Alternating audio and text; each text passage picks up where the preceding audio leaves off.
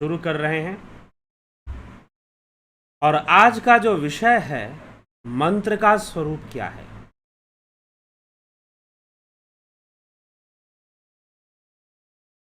चित्तम मंत्र, यह प्रथम सूत्र है। इसका प्रथम सूत्र है शिव सूत्र में जो शाक्त उपाय है। शिव सूत्र में जो शाक्त उपाय है उसका यह प्रथम सूत्र है, चित्तम मंत्र। तो चित्तम मंत्र ऐसा क्यों कहा गया, इसका अर्थ क्या है? चित्तम मंत्र ऐसा कहने का तात्पर्य क्या है? अब यह बात हमें कैसे समझ में आएगी? यह बात हमें कैसे समझ में आएगी कि चित्तम मंत्र का सार क्या है, चित्तम मंत्र शब्द की गंभीरता क्या है, चित्तम मंत्र का अर्थ क्या है। यहां पर मंत्र के स्वरूप को समझाया जा रहा है। थोड़ा सा हम शांभव उपाय को समझने का प्रयास करते हैं। तो शाक्त उपाय को हम थोड़ा सा और समझेंगे। शांभव उपाय में कैसी चर्चा है? शुद्ध अद्वैत चर्चा है। सबसे पहले बताया गया कि आत्मा ही चेतना है, चेतना ही आत्मा है। फिर बताया गया ज्ञान बंधन है, इंद्रियों से प्राप्त होने वाला जितना भी ज्ञान है वो समाधि हेतु बंधन ही है। अब जब वो बंधन है समाधि हेतु तो बाधक बनता है, तो ज्ञान बंधन है। अब हमें उद्यमो भैरव साधना, हमें उस शून्य की साधना, उस चेतना की साधना, उस चैतन्य की उपासना हमें करनी चाहिए और ध्यान करते करते हमें उस चैतन्य में ही लीन हो जाना चाहिए। लीन होने से हम सिद्धियों को प्राप्त कर लेते हैं और सिद्धियों से परे जाकर परासिद्धि को प्राप्त करते हैं, विश्वात्मा रूप को प्राप्त करते हैं और उस विश्वात्मा रूप का भी त्याग करके हम मंत्र वीर्य में समा जाते हैं, मंत्र वीर्य को प्राप्त हो जाते हैं। अर्थात जो मंत्रों के पीछे शक्ति है, जो मंत्रों के पीछे जो शक्ति है उस शक्ति को हम जान लेते हैं, उसमें हम समा जाते हैं, उसकी हमें प्राप्ति हो जाती है, महाह्रद की प्राप्ति हो जाती है, मंत्र वीर्य का अनुभव हो जाता है कि मंत्रों के पीछे शक्ति क्या है। अब प्रश्न ये उठता है कि मंत्र क्या है? जिससे मन का त्राण हो वह मंत्र है। मनोत्रायति इति मंत्र, जिससे मन का त्राण हो, मतलब मन की जिससे मुक्ति हो, मन का नियंत्रण जिससे हो जाए, वह मंत्र है। तो मंत्र ऐसे कहा जाता है, लेकिन यहां पर जो कहा जा रहा है चित्तम मंत्र, चित्तम मंत्र कहने का मतलब ही क्या है? अरे भाई सीधी सी बात है, चित्तम मंत्र कहने का अगर एक लाइन में इसको कहना चाहें तो चित्त ही मंत्र है, दैट्स ऑल। लेकिन अब इसको समझना बहुत बड़ी बात है कि भाई ये क्या बात हुई कि चित्त ही मंत्र है, चित्तम मंत्र। जो सूत्र कहता है चित्तम मंत्र, चित्त ही मंत्र है, बात खत्म। अगर इस बात को कहना है, समझाना है तो इतना कहना पर्याप्त होगा कि चित्त ही मंत्र है। लेकिन क्या बात समझ में भी आ रही है कि चित्त मंत्र कैसे है?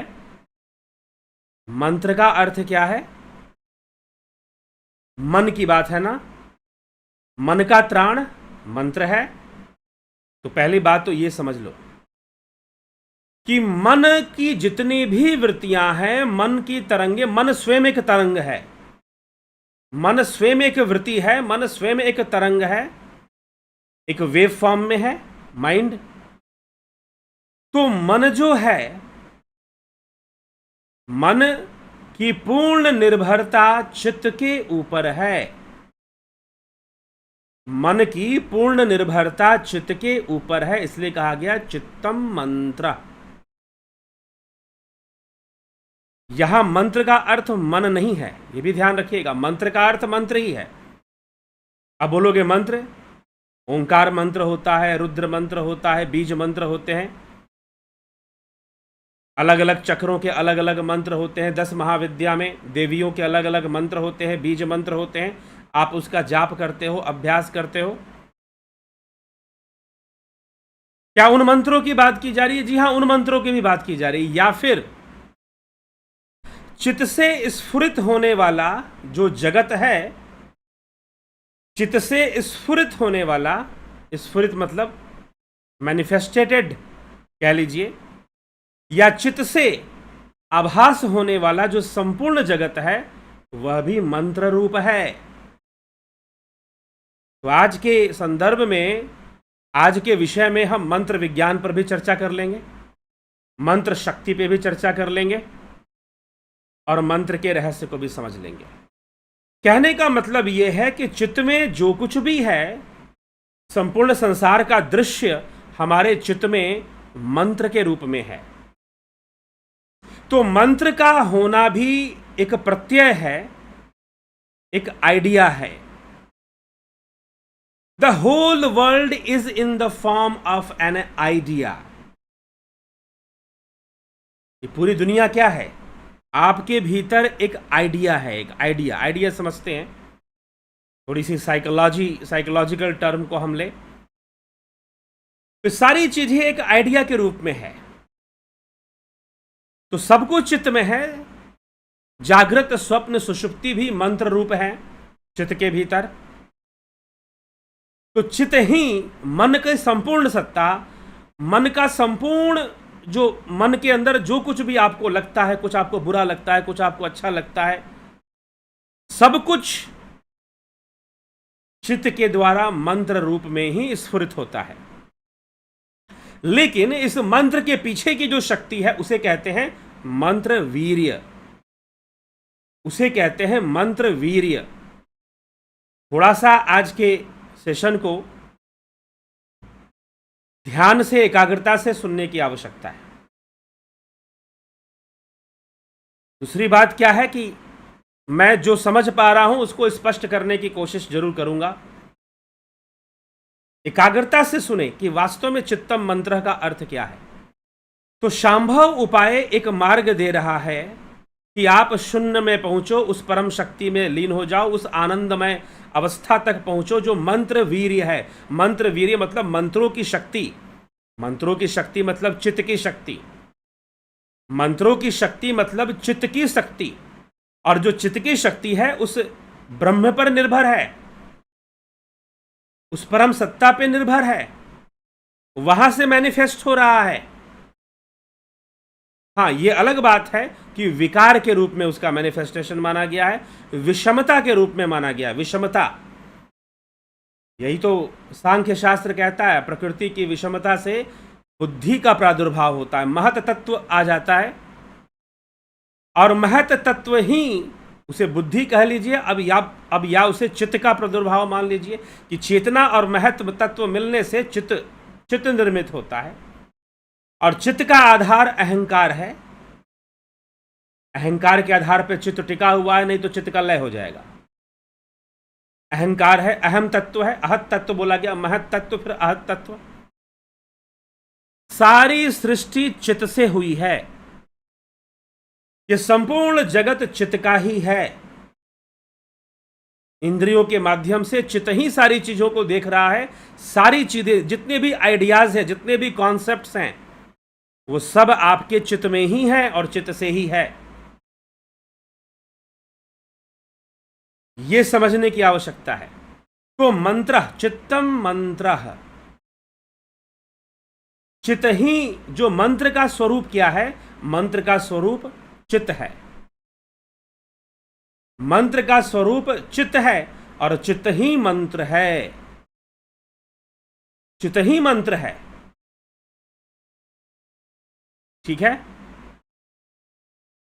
अब दूसरी बात, तो यहां पर अब जिस साधना की बात की जाएगी उसका आधार चित्त बन जाता है। चित्त, इसलिए पहले चित्त को समझाया गया। चित्तम मंत्र, क्योंकि आइडियाज कहां से आने लगे, थॉट्स कहां से आने लगे, चित्त से इसकी शुरुआत हो जाती है। आपके पिछले कई जन्मों की जो डाटा है वो कहां स्टोर्ड है? आपके चित्त में स्टोर्ड है। आप अपना पिछला जन्म जानना चाहते हैं, अपने चित्त को खुरेदिए। कैसे खुरेदेंगे भाई? कैसे चित्त को खुरेदेंगे? किसी नुकीली चीज से? कैसे? यही तो समझना है, यही समझना है कैसे चित्त को खुरेदेंगे। चित्त का अनुसंधान कैसे होगा? तो मंत्र से होगा, मंत्र से होगा। संकल्प की दृढ़ता कैसे होती है? चित्त में होती है, चित्त की दृढ़ता होती है वास्तव में, तब संकल्प दृढ़ होते हैं। मंत्र की सिद्धि कैसे होती है? चित्त में होती है। मंत्र, चित्त को खुरेदना मतलब मंत्र की सिद्धि करना। जब किसी, अब ये थोड़ा सा अनुभव का विषय है, जिन लोगों ने मंत्र सिद्ध किया होगा, दोज नोज हाउ टू सिद्ध मंत्रा। बहुत एक अनुभव है, यह भी एक साधना का एक विचित्र अनुभव है जिससे मैं थोड़ा गुजरा हूं। मैं बहुत ज्यादा नहीं, क्योंकि शून्य वाली साधना में बहुत आनंद आता है, लेकिन मंत्र साधना के अनेकों अनुभूतियां होती हैं, लेकिन कॉन्सेप्ट क्लियर होने चाहिए और मंत्र साधना का तरीका बहुत सही होना चाहिए। क्योंकि माइंड भी टू, जैसे कि हमारे बॉडी के 2 आंखें हैं, 2 नासिका है ना, वैसे भी माइंड के 2 पार्ट्स हो जाते हैं, दिमाग के भी। जब आप मंत्र जाप करते हो तो एक तो हमाला चलता रहता है और एक आधा दिमाग कहीं और घूमता रहता है। दोनों को एक जगह पे लाना पड़ेगा। एक तरफ मंत्र भी जाप चलेगा, एक तरफ राम राम भी चलेगा, और एक तरफ संसार की बातें भी चलती रहेंगी। तो ऐसे जाप से सिद्धि तो नहीं हो सकती है। हाँ, आप जाप कर लीजिए, लेकिन सिद्धि तो कभी नहीं हो सकती है। मंत्र सिद्धि सरल विषय है कंपैरिजन टू शांभव उपाय। तो शांभव उपाय की तुलना में शाक्त उपाय सरल है, लेकिन जैसी सफलता, जितनी जल्दी सफलता उसमें मिल सकती है, शायद इसमें समय भी लगता है फिर। तो शाक्त उपाय क्या है कि भाई चलते चलते ज्ञानम बंध से चलते चलते मंत्र वीर्य तक पहुंच गए, एंड तक पहुंच गए। अब एंड से दोबारा वापस लौट रहे हैं एक नए तरीके से। यही शाक्त उपाय है कि भाई पहले तो मंत्र वीर्य को समझा दिया। क्यों समझाया? मंत्र वीर्य शब्द का प्रयोग क्यों किया वसुगुप्त ने?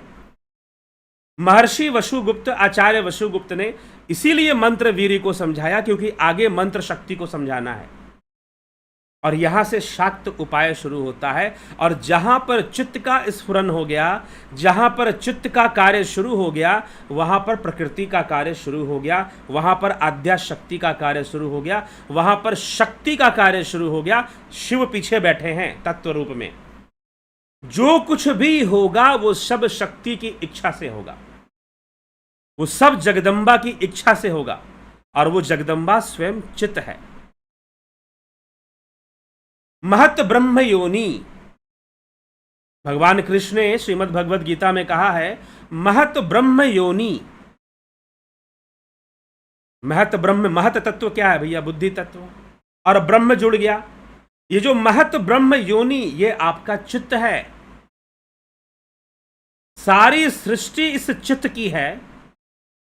बौद्ध दर्शन, बौद्ध विषयों पर जरूर चर्चा करेंगे, लेकिन अभी वैदिक साहित्यों पर चर्चा हो जाए अच्छी खासी तो बौद्ध को समझने में आसान होगा। नहीं तो आजकल लोग कुछ अलग अजीब अजीब बातें करते हैं बुद्ध को लेकर, जैसे उन्होंने कोई नया ही कुछ शुरू कर दिया हो, लेकिन नहीं। बौद्ध मत में जो विज्ञानवाद है, बौद्ध मत में शून्यवाद है, विज्ञानवाद है। बहुत सारे आचार्य विज्ञानवाद के हुए थे, बहुत सारे आचार्य शून्यवाद के हुए थे, बहुत सारे आचार्य बहु अनुमेयवाद के हुए थे। बौद्ध दर्शन में ये सारे टॉपिक्स क्लियर होते हैं। जब होगा तो ये सारे टॉपिक्स क्लियर होंगे। बहु अनुमेयवाद क्या है, क्षणिकवादी बौद्ध होते हैं। ये डिफरेंट टाइप ऑफ फिलॉसफीज हैं, डिफरेंट टाइप ऑफ थॉट्स हैं। तो जो विज्ञानवादी होते हैं, बौद्धों में जो विज्ञानवादी होते हैं, वो कहते हैं चित्त की सत्ता है।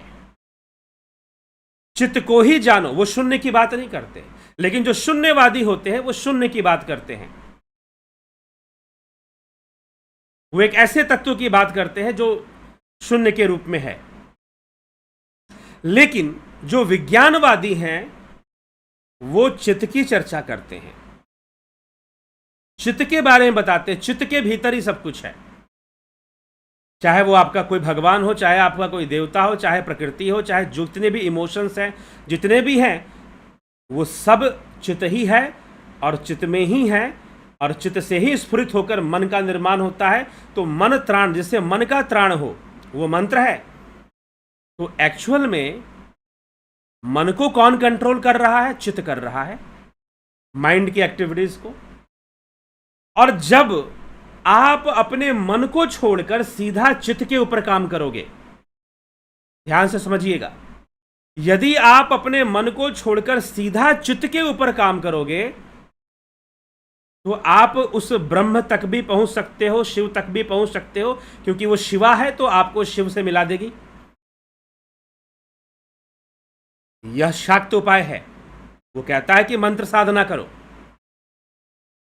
तुम्हारे लिए शांभव उपाय हर साधारण मनुष्य के लिए सहज ना होने के कारण शाक्त उपाय को अभी प्रतिपादन किया गया।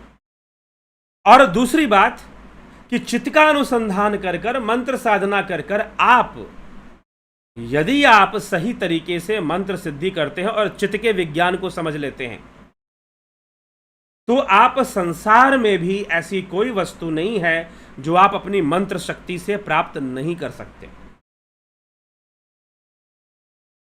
आप सब प्राप्त कर सकते हैं अपनी मंत्र शक्ति से। लेकिन मंत्र का विज्ञान ही व्यक्ति को सही से समझ नहीं आता, तो बाकी बातें कहां से समझ में आएंगी? मंत्र जाप करना मतलब अपने चित्त पर काम करना। आप मन पे नहीं काम करते, सीधा चित्त पे काम करते हैं आप। जब आप मंत्र जाप करते हैं, किसी मंत्र को सिद्ध करने का प्रयास करते हैं, तो आप किसके ऊपर काम कर रहे हैं? चित्त के ऊपर। और जब बहुत मंत्र जाप हो जाता है तो चित्त जो है उस मंत्र से सिद्ध होता है, और चित्त जो इच्छा कर देता है, चित्त में जो संकल्प आ जाता है, वो सजीव हो जाता है, वो सामने आ जाता है। तो मंत्र सिद्धि ऐसे होती है।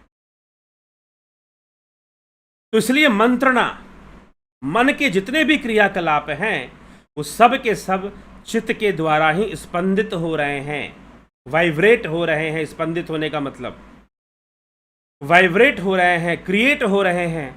और ये संपूर्ण संसार मंत्र रूप में चित्त के अंदर ही है, और चित्त स्वयं ही मंत्र रूप है, और मंत्र स्वयं ही चित्त स्वरूप है। मंत्र स्वयं ही चित्त स्वरूप है। जो इस रहस्य को जानता है वह किसी मंत्र के प्रति एक ही भाव हो जाता है, साधना करता है, सिद्ध करता है मंत्र को, और उस मंत्र के प्रति एक ही भाव होकर चित्त में आने वाली अन्य वृत्तियों का निरोध कर देता है।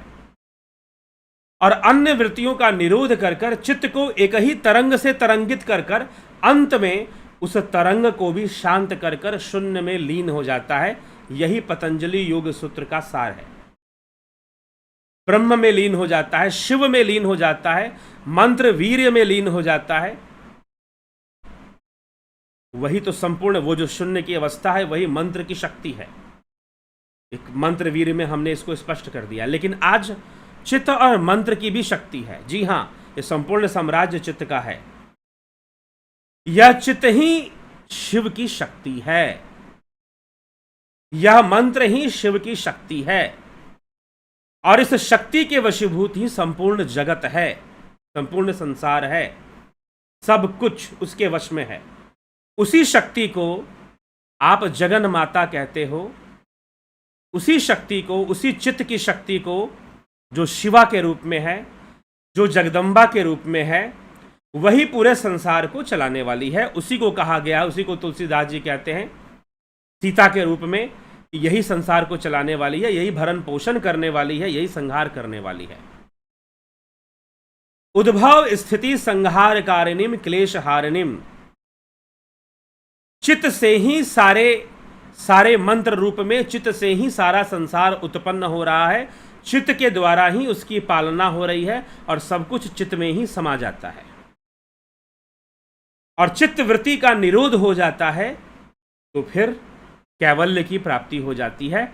यही तो पतंजलि योग सूत्र समझा रहा है। दूसरे शब्दों में यही बात शिव सूत्रों में भी समझाया जा रहा है।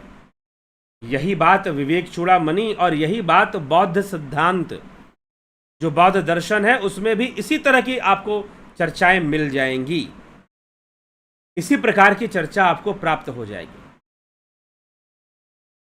तो चित्त और मंत्र का संबंध ही नहीं है, बल्कि चित्त मंत्र रूप है। चित्त मंत्र रूप है, मंत्रों से ही निर्मित है, मंत्रों से ही बना है। चित्त मंत्र रूप है। इसीलिए चित्त में हम जो भी मंत्रणा कर रहे हैं, जो भी संकल्प कर रहे हैं, उसका संबंध यदि चित्त से बन गया तो वो सिद्ध हो जाएगा। ये मंत्र जाप का सूक्ष्म विज्ञान और सिद्धांत है। मंत्र सिद्धि कैसे होती है पता है नहीं कुछ। मंत्र ले लिए, वशीकरण मंत्र करेंगे, ये करेंगे, अरे सब कर सकते हो, लेकिन पता भी तो होना चाहिए क्या चीज है। जब तक उसका संबंध चित्त से नहीं बनेगा, और चित्त से संबंध बनाने के लिए ही आप मंत्र जाप करते हो, अभ्यास करते हो, सिद्ध करने के लिए, चित्त पर उसकी छाप पड़ जाए, चित्त तक उसकी पहुंच हो जाए। और जब कोई मंत्र चित्त में दृढ़ हो जाएगा, चित्त में संकल्पित हो जाएगा, तो वो सिद्ध हो जाएगा। इसीलिए योगी जो शून्य की साधना करने वाले योगी है ना, उनके द्वारा मंत्र बड़ी जल्दी सिद्ध होता है। वो मंत्रों को बहुत जल्दी सिद्ध कर लेते हैं, बड़े आसानी से कोई भी मंत्र सिद्ध कर लेंगे। वहीं साधारण मनुष्य को बहुत मेहनत करनी पड़ेगी मंत्र सिद्धि के लिए, क्योंकि संपूर्ण संसार मंत्र रूप में चित्त में है। संपूर्ण संसार मंत्र रूप में ही चित्त में है। तो चित्त वो वस्तु है जो आपको, यदि आप उस चित्त के साइंस को समझ लेते हैं, चित्त के विज्ञान को, चित्त के ज्ञान को अच्छे से जान लेते हैं, संसार में कोई ऐसी वस्तु नहीं है जो आपको प्राप्त नहीं हो सकती। आप पूरी दुनिया पे राज कर सकते हैं, आप सारी सिद्धियों को प्राप्त कर सकते हैं। जितनी भी परिमित सिद्धियां हैं, अभी पीछे हमने सिद्धियों की बात की थी, परिमित सिद्धियों की, तो जितनी भी परिमित सिद्धियां हैं वो सब की सब चित्त की सिद्धियां हैं। पंच तत्वों का नियंत्रण हो गया, विश्व का निर्माण हो गया, किसी भी शरीर में चले जाना, पर काया प्रवेश कर जाना, अंतर्धान हो जाना, अष्ट सिद्धियां हो जाना, भैया ये किसका है? सब ये किसकी शक्ति है? चित्त की शक्ति है। ध्यान से समझिएगा, ये चित्त की शक्ति है, ना कि ये आत्मा की शक्ति बताई गई है। आत्मा तो सर्वव्यापी है, और जहां सर्वव्यापकता आ जाएगी वहां सिद्धियां नहीं रहती हैं। फिर जहां सर्वव्यापकता वहां तो मोक्ष है, वहां तो परमानंद है।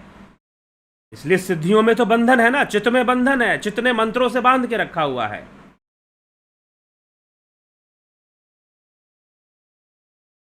चित्त ने मंत्रों से बांध के रखा हुआ है।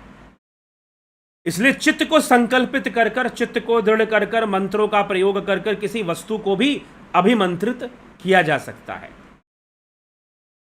जी हां, आप सोच रहे होंगे कि ये मंत्र का चीज कैसे चलता है। कोई भी वस्तु है, जल है, पानी है, जो मंत्र आपने सिद्ध करके रखा है उस मंत्र से पानी को आप अभिमंत्रित कर सकते हैं।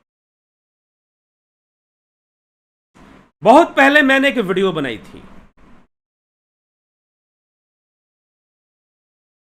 रहस्यमय विचारों के ऊपर, और उसमें मैंने बताया था कि दीवार के अंदर भी विचार होते हैं,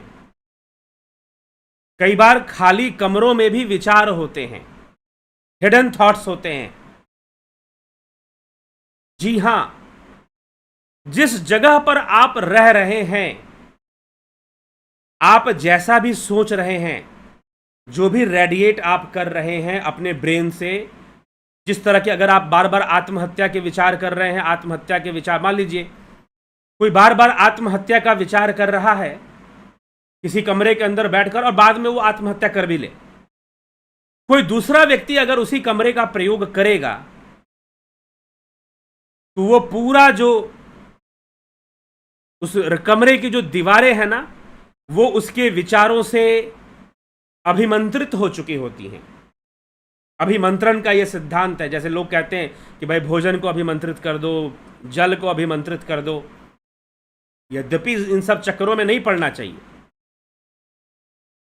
क्योंकि ये सारे चक्कर आपको आत्मा से दूर ले जाते हैं, आपके मूल उद्देश्य से दूर ले जाते हैं। और यहां शाक्त उपाय में इस विद्या को, मंत्र विद्या को, या चित्त की शक्ति, जो शाक्त उपाय है, जो शक्ति की विद्या है, जिससे संपूर्ण संसार चलायमान है, जिस शक्ति से, उसको शाक्त उपाय कहते हैं। उस शक्ति की चर्चा यहां हो रही है, और वो चित्त की शक्ति है। सब कुछ उसी से चल रहा है। इंद्रियां भी चित्त के कारण ही कार्यरत हैं। तो जब एक व्यक्ति बहुत ज्यादा उसके चित्त से, क्योंकि आप देखिए, आप जो भी थॉट्स को बार बार रिपीटेडली आप उसे सोचेंगे, रिपीटिशन जिसका ज्यादा होगा, repetition of thoughts makes thoughts dominant. वो ज्यादा डोमिनेंट हो जाएगा, ज्यादा हावी हो जाएगा, उसका संबंध आपके चित्त से हो जाएगा, और चित्त में अगर वो दृढ़ हो गया तो फिर उसको रोकना असंभव सा हो जाता है, और फिर चारों तरफ का माहौल वैसा बन जाता है, और इस तरह से वो जो कमरा है, वो जो जगह है, सुसाइड सेंटर बन जाएगा। इस तरह से देश में कई सुसाइड सेंटर्स हैं, कई जगह पर। दिल्ली में एक बिल्डिंग है जिसको सुसाइड सेंटर मानते हैं, ना जाने कितने लोग वहां सुसाइड कर चुके। और जो भी वहां पर ऑफिसेस खुलती थी, वहां काम करने वाले एम्प्लॉयज परेशान रहते थे, सिर दर्द से, हेडेक से, नेगेटिव थॉट से। बाद में उसको बंद करना पड़ा, वहां कोई अब अपना ऑफिस नहीं खोलता। ऐसी जगह होती हैं। तो इस तरह से ये सारी चीजें होती हैं। तो ये मंत्र का विज्ञान है, यह चित्त का विज्ञान है। इसीलिए स्वामी विवेकानंद जी कहते हैं, अगर नकारात्मक विचारों से लड़ना है तो तुम सकारात्मक विचारों की जो फ्रीक्वेंसी है उसको बढ़ा दो। सकारात्मक विचारों की फ्रीक्वेंसी को बढ़ा दो। तुम्हारा मन ना भी करे तो भी तुम उसके अपोजिट जो थॉट्स हैं उसको ले आओ और उसकी फ्रीक्वेंसी को बढ़ाने का काम शुरू कर दो। रिपीटेडली उसको बार बार सोचो, एक तरह से उसका जप करो, उसको बढ़ाओ। और जब आप उसको बढ़ा दोगे और जब वो चित्त के साथ संबंध बनाएगा तो फिर वो चमत्कारी रूप से काम करेगा। इसी तरह से अगर नेगेटिव थॉट्स हमारे ऊपर बहुत ज्यादा हावी हो गए तो वो हमसे अपना काम करवा लेंगे। पॉजिटिव थॉट्स हावी हो गए तो पॉजिटिव थॉट्स भी हमसे अपना काम करवा लेंगे। ठीक है। लेकिन अब आदमी बहुत पहले से अगर बहुत सारी चीजें जाने तो अपने जीवन को सुंदर बना सकता है। लेकिन दुर्भाग्य यह भी होता है कि कई बार लोगों को बहुत उम्र हो जाने के बाद समझ में आता है कि हमें थोड़ा सा अध्यात्म को समझना चाहिए, प्रकृति को समझना चाहिए। जबकि प्रकृति को तो पहले समझेंगे तो बेहतर जीवन जिएंगे। ठीक है। तो ये मंत्र का विज्ञान इस तरह से काम करेगा। और मंत्र स्वयं चित्त ही मंत्र है। मंत्र का स्वरूप चित्त है। मंत्र का स्वरूप चित्त है। तो लिखा गया कि मंत्र का स्वरूप क्या है, इसलिए यहां पर लिखा गया चित्तम मंत्र। आगे इसी से संबंधित आगे जितने भी सूत्र मिलेंगे हमें शाक्त उपाय में, ज्यादा सूत्र नहीं है, 10 सूत्र हैं। तो जो भी सूत्र हमें मिलेंगे वो इसी से संबंधित हमें मिलेंगे, मंत्र और चित्त से संबंधित। लेकिन बहुत सूक्ष्म विषय भी है साथ में, इसकी बहुत गहन सूक्ष्मता है। अब इसी कॉन्सेप्ट से आपको जुड़ जाएगा लॉ ऑफ अट्रैक्शन। आजकल बहुत चलता है ना लॉ ऑफ अट्रैक्शन। कोई एक डॉक्यूमेंट्री फिल्म बनाई गई कि लॉ ऑफ अट्रैक्शन नामक कोई चीज होती है। वास्तव में अगर सही विज्ञान नहीं समझ में आ गया, ये लॉ ऑफ अट्रैक्शन कोई अमेरिकन डिस्कवरी नहीं है। यह हमारे शास्त्रों में बहुत पहले से लिखा हुआ है, कोई नई बात नहीं है ये। हाँ, लोगों को गुलामी करने की थोड़ी आदत है तो उनको लगता है कि अमेरिका से कोई बात चलकर आ रही है तो ज्यादा शायद जेन्युइन होगी। क्योंकि हम अपने शास्त्रों को पढ़ना छोड़ चुके हैं और शास्त्रों पे अनुसंधान करना बंद कर चुके हैं। दिस इज द रीजन, ये रीजन है। तो इसलिए आइए एक नई शुरुआत करते हैं और हम शास्त्रों की ओर वापस लौटते हैं और उन्हें बेहतर तरीके से समझते हैं। तो आपको पता चलेगा कि जीवन जीने के बहुत बहुमूल्य सूत्र हमारे शास्त्र जो देते थे उसे हमें बहुत पहले ही जान लेना चाहिए था। ठीक है, तो ये समझने की आवश्यकता है। तो ये चित्त का विज्ञान, यही तो लॉ ऑफ अट्रैक्शन में काम करता है। लेकिन जब हम विज्ञान को सही से नहीं समझते हैं और एक इमोशन में आकर, एक बहाव में आकर, वो बहाव भी एक बहकाने वाला बहाव, उसमें आकर जब हम कुछ करते भी हैं तो हमें रिजल्ट्स नहीं मिलते। इसलिए मैंने कहा था एक बार कि लॉ ऑफ अट्रैक्शन के चक्कर में कई लोग पागल हो चुके हैं, क्योंकि उनको सही से कुछ पता ही नहीं है, इसलिए उस चक्कर में पड़े ही ना। ये मंत्र सिद्धि का विज्ञान है, लॉ ऑफ अट्रैक्शन, और कुछ भी नहीं है। तो आवश्यकता है चित्त को समझने की कि चित्त क्या है, चित्त कैसे कार्य कर रहा है। तो मंत्र चित्त स्वरूप है और चित्त ही मंत्र है, ऐसी बात यहां पर समझाने की कोशिश की गई है। तो यहीं से सारी सृष्टि होती है और इसके पीछे जो शक्ति है उसे कहते हैं मंत्र वीर्य। वह मंत्र वीर्य वह स्वयं ब्रह्म है। तो इस प्रकार से शून्य है, वो शक्ति है, वो स्वयं शिव है। शिव माना गया है शिव सूत्र में, उसे शिव कहते हैं। तो अब ये कहना, अब दूसरा कॉन्सेप्ट क्या देता है शिव सूत्र? दूसरा कॉन्सेप्ट देता है जी नहीं, यह चित्त भी शिव है, मंत्र भी शिव है, बुद्धि भी शिव है, अहंकार भी शिव है, जीव भी शिव है, और ये सारी दुनिया भी शिव ही है, इंद्रियां भी शिव है, सब कुछ शिव है। शक्ति भी शिव है। शक्ति शिव से अलग तो है नहीं, बस वो इंद्रिय जगत में हमें शक्ति दिखाई देती है, नहीं तो शिव है। ये तो इंद्रियों का दोष है कि आपको जड़ और चेतन दिखाई दे रहा है, आपको साकार निराकार का भेद हो रहा है, इंद्रियों के कारण हो रहा है, बुद्धि के कारण हो रहा है। नहीं तो अद्वैत में कोई भेद नहीं है। अद्वैत में ना कोई छोटा है, ना कोई बड़ा है, ना कोई ऊपर है, ना कोई नीचे है। तो ये अद्वैत का सिद्धांत है। तो इसलिए हमें इस चित्तम मंत्र ये आपको समझ में, अब एक नई विद्या यहां से शुरू हो जाती है, चित्त की विद्या, चित्त का विज्ञान। ठीक है, यहां से शुरू हो जाती है एक नई चीज और मंत्र शक्ति की चर्चा हो जाती है। जी मंत्र सिद्धि करना चाहिए, मंत्रों का महत्व है इसमें। अब मात्रिका और वर्ण का भी महत्व, जब मंत्र का महत्व है तो वर्ण का महत्व अपने आप आएगा ना फिर, क्योंकि वर्ण ही तो माध्यम बनते हैं। व्यंजन और स्वर माध्यम बनते हैं, तो स्वर विज्ञान भी जुड़ेगा।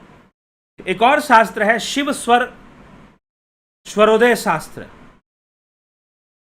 स्वर शास्त्र भी एक शास्त्र होता है, वो भी शिव की रचना है। शिव जी ने पार्वती को ही सुनाया था स्वर शास्त्र के बारे में। ठीक,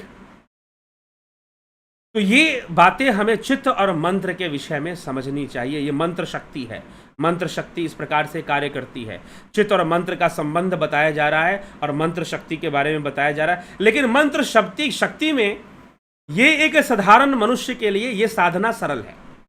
शांभव उपाय थोड़ा ज्यादा गहराई में, शून्य तक की अनुभूति कर पाना कई बार लोगों के लिए सहज नहीं होता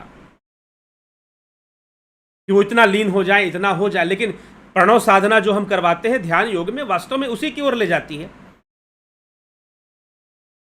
अजपा की ओर, अव्यक्त की ओर, शिव की ओर, ब्रह्म की ओर। जो ध्यान योग में जो साधनाएं होती हैं, जो करवाई जाती हैं, उसी को लक्ष्य करके करवाई जाती हैं। परंतु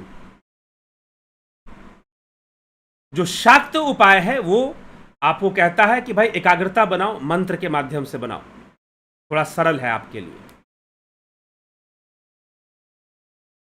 सरल है लेकिन द्वैत है, क्योंकि यह चित्त और यह मंत्र अद्वैत नहीं है, और द्वैत होने के कारण इसका दो पक्ष बन जाता है, संसार का भी पक्ष और उधर जाने का भी पक्ष। तो यदि साधक दिशा भटकता है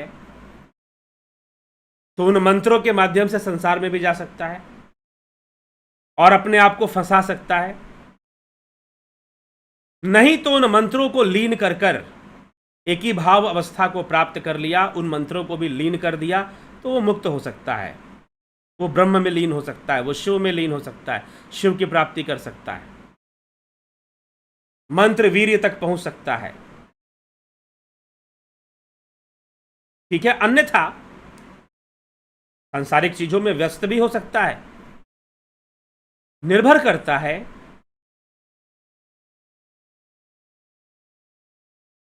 आवश्यकता है इस विषय को समझने की, चित्त और मंत्र के विषय को।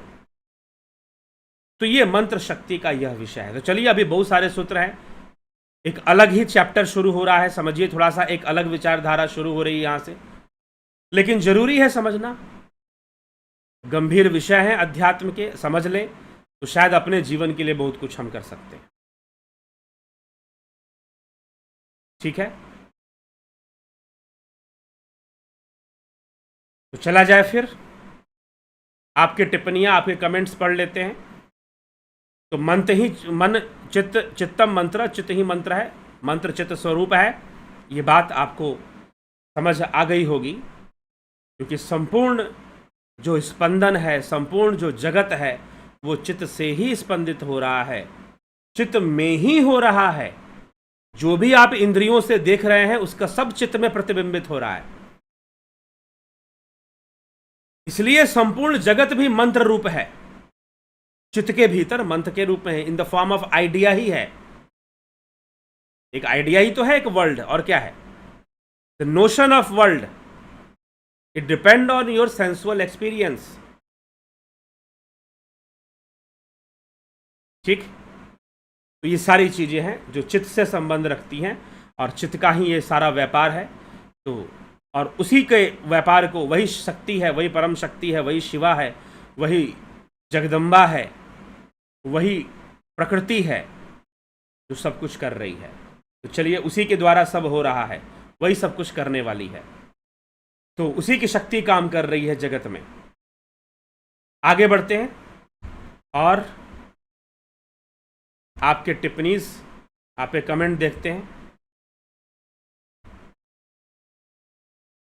नवजोत नाथ जी, अहम ब्रह्मास्मि, जगत नारायण, कमलेश खैरनर, रविंद्र मकवाना, राजू पाल हरी, शर्मानंद पंडित, विनोद कुमार शर्मा, सरोज कृष्णानी, सविता नायक, अजीत अपराजित, अबनी प्रधान, गोविंद प्रसाद नीमा, रमेश पेशवानी, उषा श्रीवास्तवा, अशोक माली,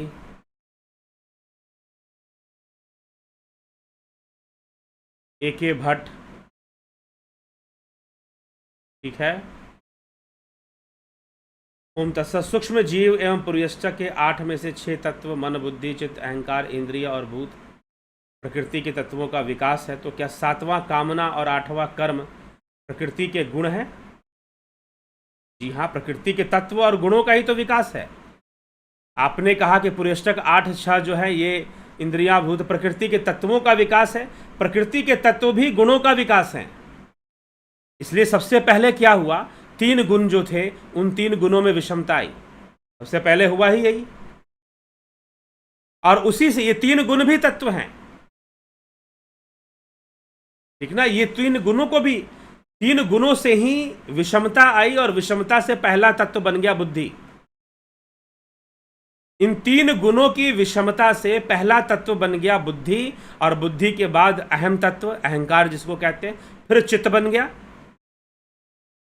मन, बुद्धि, चित्त, अहंकार, ये 4 चीजें बन गई। और फिर अहंकार से कहते हैं कि इंद्रियां बनी। अहंकार और चित्त से माना जाता है इंद्रियां, कर्म इंद्रियां, पंचभूत, पंच तन्मात्राएं। तो 5 ज्ञान इंद्रियां, 5 कर्म इंद्रियां, 5 तन्मात्राएं, पंचभूत हो गया 20, और ये 4 मिलाकर हो गया 24, ठीक है। और एक बच गया कौन सा तत्व? पुरुष तत्व। वो 25वां तत्व है पुरुष तत्व। ऐसे सांख्य दर्शन में तत्वों की चर्चा आती है। तो आपने जो कहा कि तत्वों से बने हैं, तत्वों का विकास है, जी नहीं, गुणों का ही विकास है। जो 3 गुण है उनकी विषमता से ही बुद्धि अस्तित्व में आती है, उनकी विषमता से ही चित्त और अहंकार अस्तित्व में आते हैं। तो कर्म और कामना भी उन्हीं की उसमें आते हैं। तो ये पुर्यष्टक की बात है, सूक्ष्म शरीर की बात है, तो वहां पर ये कॉन्सेप्ट आता है। ठीक है, सूक्ष्म शरीर का वीडियो देखेंगे उसमें 8 तत्वों को बताया गया है। विनोद कुमार सूद जी, श्वेता राय सिन्हा जी, नवोजोत नाथ, शिवा शर्मा, कन्हई कुमार जी, आशा रानी जी, रूपलाल विश्वकर्मा जी, दयानंद जी, श्वेता कुमारी जी, उत्कर्ष तिवारी, भिखू कुशाड़िया, रामविलास जी, संजीव कुमार, रतन सिंह, विकास,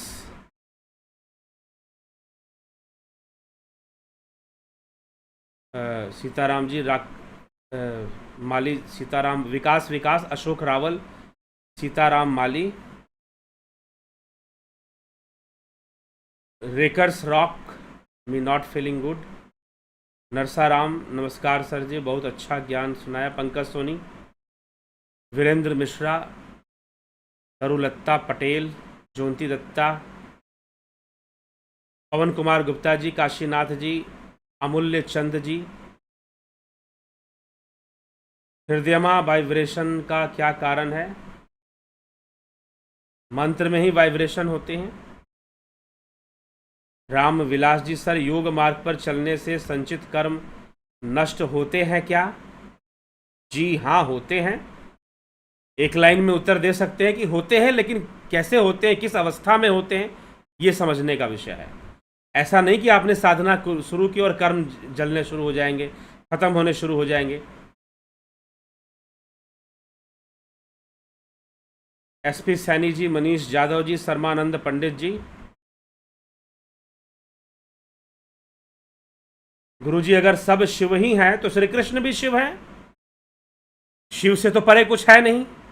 ये श्री कृष्ण कहाँ है? ये उनके लिए है जिनको कोई तत्व ज्ञान नहीं है, कोई शास्त्रों का ज्ञान नहीं है। हाँ, जो एक तरफा सोचना चाहते हैं कि हम किल्ला ठोक के रखेंगे, जो है वो कृष्ण है, दूसरा कोई नहीं है, सबको छोटा समझो, ये कृष्ण की विचारधारा नहीं है। हाँ, ये संस्थानवादी एक ग्रुप बनाने की, जैसे कि सब कोई हमारे ही वाले भगवान को मानो, जबरदस्ती मानो, तो वहां पर ये कृष्ण को मनवाने वाले भी कुछ लोग ऐसे हैं, और उनको तर्क दे दो तो वो बहुत बेचारे परेशान हो जाते हैं, मानसिक असंतुलन खो देते हैं, मानसिक संतुलन खो देते हैं। वो एक ऐसी भाई साहब मुझे मिले थे, वो कोई बड़ा सा रोल कागज लिए हुए थे, मुझे अच्छे से ध्यान है, वो कागज उन्होंने रोल करके रखा था, और जब खोला तो कागज कम से कम 12 फीट लंबा होगा, 12-13 फीट, और उसमें लिखा हुआ था ये लोक है, ये लोक है, फिर अंत में गोलोक धाम है, तो वो धाम है, ये धाम है, और ऐसे सब लिखा हुआ था। तो मैंने कहा कि लाओ कागज पे ही चढ़ जाते हैं, पहुंच जाएंगे गोलोक धाम।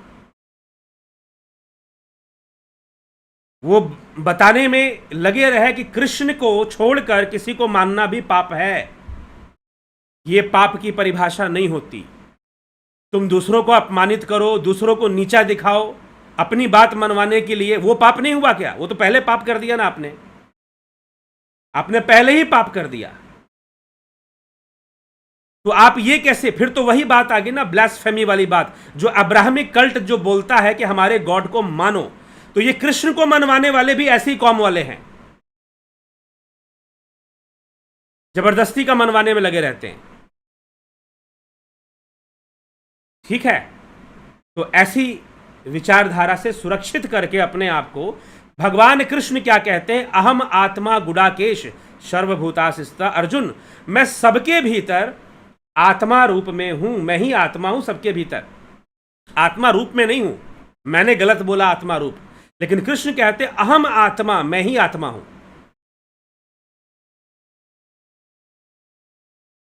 कृष्ण कहते हैं मैं ही आत्मा हूं, अहम आत्मा गुडाकेश सर्वभूताशिष्टा, सभी भूतों में स्थित आत्मा मैं हूं। यह श्रीमद् भगवद गीता कहती है। तो आप मुझे एक बात बताइए कि अपनी आत्मा को जान लो तो समझो कि तुम कृष्ण को जान गए, समझो तुम शिव को जान गए। अपनी आत्मा को जान लो, समझो तुम कृष्ण को जान गए, समझो तुम शिव को जान गए, समझो तुम राम को जान गए। हाँ ठीक है, कर्म रूप में भी उनका आदर्श है, कर्म रूप में भी उनका आदर्श है, तो कर्म रूप में वो देवता के रूप में स्वीकृत है। वहां पर कृष्ण भी देवता है, राम भी देवता है, और उनके कर्मों का आदर्श हमारे जीवन में बिल्कुल है, बिल्कुल है। जो राम जो कर्म करके गए, कृष्ण जो कर्म करके गए, वो आज हम सभी सनातन धर्मियों के लिए एक प्रेरणा है। तो भाव रूप में हमारे सामने जब है वो, तो वो देव रूप में भी है, देवता रूप में भी हमारे सामने, हमारे पूज्य देवता भी है वो, हमारे कुल देव भी हो गए वो। तो इसीलिए उनकी पूजा, जो वैदिक विधि से जो पूजा यज्ञ होता है, उसके माध्यम से हमें उनकी पूजा भी करनी चाहिए। लेकिन आत्मा को जान जाओ, अहम आत्मा गुड़ाकेश, मैं सबकी आत्मा ही हूं। आत्मा को जान गए तो समझो कृष्ण को जान गए, समझो शिव को जान गए। ठीक है, अब चिंता करने की जरूरत नहीं है। आशा रानी जी बहुत अभिनंदन। मनीष यादव जी, मंत्र जप अति उत्तम उद्देश्य जपा जप है। विष्णुचंद्र मौर्य जी प्रणाम जी। राम लखन राजपूत जी, सूरज जी,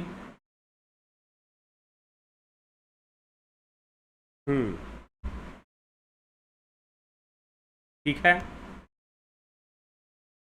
ठीक है सूरज जी, बहुत अभिनंदन है आपका। तो आगे चलिए, इसी के साथ हम जो है विराम देते हैं और कल फिर मिलते हैं आपसे लाइव चर्चा में। हम कल जो है फिर मिलते हैं, आगे शाक्त उपाय ही चलेगा। लगभग ज़्यादा से ज़्यादा हो सकता है उससे कम वीडियोस में ही कवर हो जाए, तो 10 वीडियोस ज़्यादा से ज़्यादा शाक्त उपाय पर होंगे। फिर आणव उपाय चलेगा, फिर आणव उपाय पर हम चले जाएंगे, और आणव उपाय करने के बाद स्पंद कारिका, शिव सूत्र का एक अंग है स्पंद कारिका। स्पंद मतलब वाइब्रेशंस, स्पंद मतलब तरंगे, वेव्स। ठीक है, तो स्पंद कारिका पे चर्चा होगी। तो सूक्ष्म विषय है, लेकिन अगर साधना करते हैं, अगर ध्यान योग करते हैं, अगर ध्यान योग का कोर्स आपने किया है और ध्यान योग अगर आप करते हैं, साधना के विज्ञान को समझते हैं, तो ये बातें समझना आपके लिए कठिन नहीं होगा, बहुत आसानी से सारी बात समझ में आ जाएगी, स्पष्ट हो जाएगा। ठीक है, तो चलिए इसी के साथ विराम देते हैं, कल फिर मिलते हैं लाइव चर्चा में। बहुत बहुत आभार आप सभी का, जुड़े रहें, बने रहें। और यदि आप ध्यान योग का कोर्स करना चाहते हैं तो 14 जून से ध्यान योग का कोर्स शुरू होगा। अभी तो एक बैच का कोर्स चल रहा है, 14 जून से और शुरू होगा एक नया बैच। तो आप उसको ज्वाइन करना चाहते हैं तो समय है, उसकी ज्वाइनिंग शुरू हो चुकी है, आप ज्वाइन कर सकते हैं। ठीक है, तो उसके लिए आप व्हाट्सएप मैसेज करेंगे,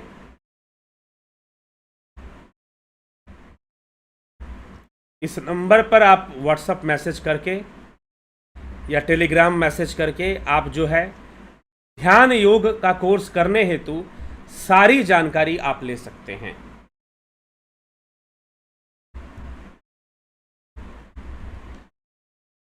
ठीक है, तो चलिए विराम देते हैं, मीटिंग को अभी इस लाइव सेशन को पॉज करेंगे और कल मिलते हैं 9 बजे लाइव चर्चा में। बहुत बहुत आभार आप सभी का, जुड़े रहें, बने रहें, लाभ उठाते रहें।